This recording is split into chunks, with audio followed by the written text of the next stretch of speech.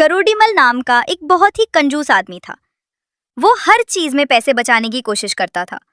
एक दिन वो बाजार में नारियल खरीदने गया। उसने नारियल वाले से पूछा, भाई एक नारियल कितने का है? नारियल वाले ने कहा, 4 रुपए का एक नारियल है। करोड़ीमल बोला, 4 रुपए?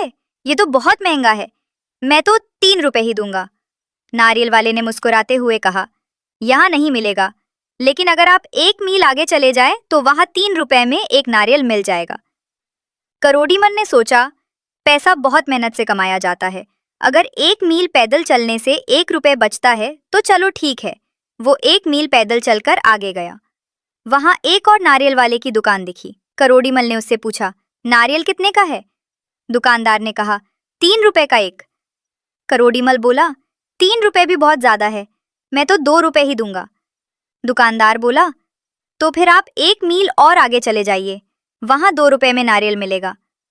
करोड़ीमल फिर सोचने लगा, अगर 1 रुपए और बच जाए तो अच्छा है।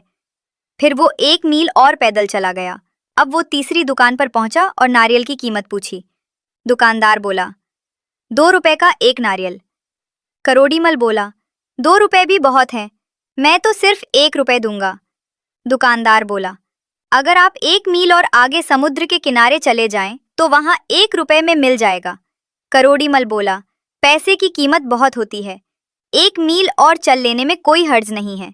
फिर वो समुद्र के किनारे किनारे 1 मील और पैदल चला। वहां कई नारियल की दुकानें थीं।